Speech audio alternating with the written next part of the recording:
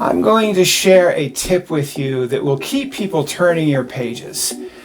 But before I do that, I'm going to share a secret with you that is behind that tip. In other words, makes that tip much more important. So the secret first, and that secret that a lot of writers that I've spoken to and corresponded with do not understand. And that is, once people buy your book, as a Kindle, as a paperback, hardcover, it doesn't matter. They bought your book and you think, well, now they're going to read the whole thing. That is not necessarily so.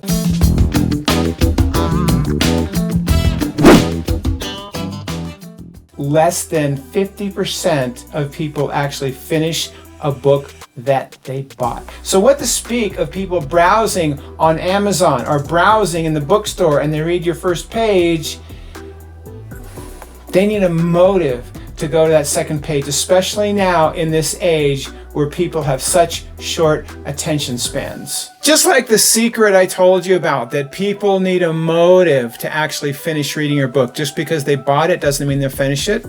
So that might be something you already knew, or you might now know it a little more, but it's a very significant point.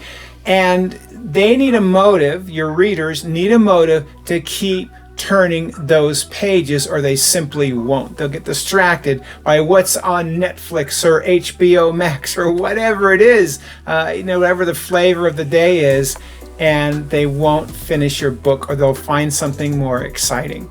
Now, to make a book a page turner doesn't mean it's going to be a good book, but, and I say that with judgment because you've heard me talk before about authors that write page turning books that aren't all that good, but they keep you engaged. And that's what sells with the publishers. They want somebody that makes page turners, because if somebody keeps turning the pages to the end of the book, then they will be able to sell more books by that author. If you're an independent author, if you're going to self-publish, or if you're going to publish through a small press, then this is also very important that you keep people turning those pages. If you have a message to share, and I do hope you have a message to share in your book, it's very important to keep people turning those pages, and it is not automatic. If you sell it through Kindle Unlimited, which means if somebody has a Kindle Unlimited subscription, they get to read your book for free as part of that subscription.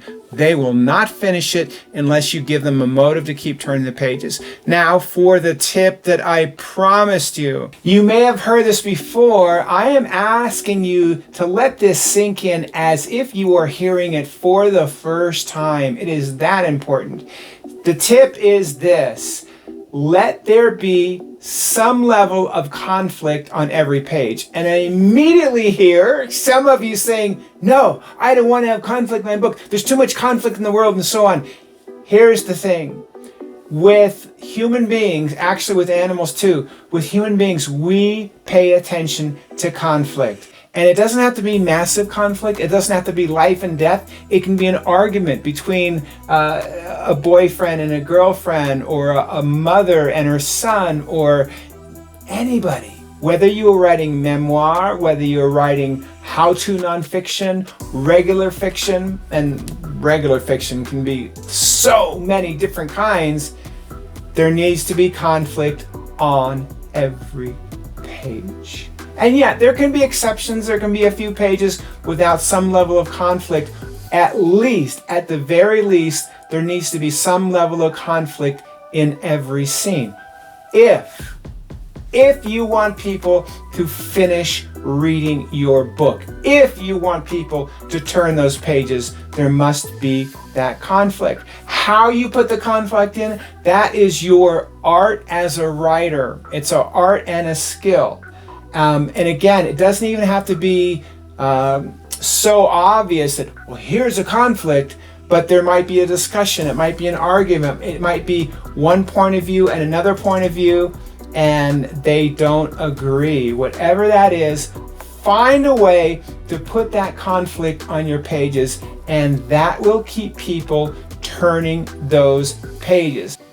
Conflict is how the John Grisham's, the Stephen King's, and yes, there are other things in there too, but the James Pattersons, the Jodi Picoult, a lot of these authors, they might have an awesome book, but if they don't put conflict in there, they're not going to keep you turning those pages. So that's the main tip for today, and I'm going to give you a bonus tip because I am in the mood to give you a bonus tip. The bonus tip for today is, in addition to conflict, raise questions that are eventually answered. And again, this could be for fiction, it could be for how-to nonfiction, it could be for memoir. It is very important to raise questions that the reader is going to want to have answered, and then you want to answer those questions as the writer. And so you can ask one question here, one question there. You answer the first question here, you ask a third question, you ask a fourth question,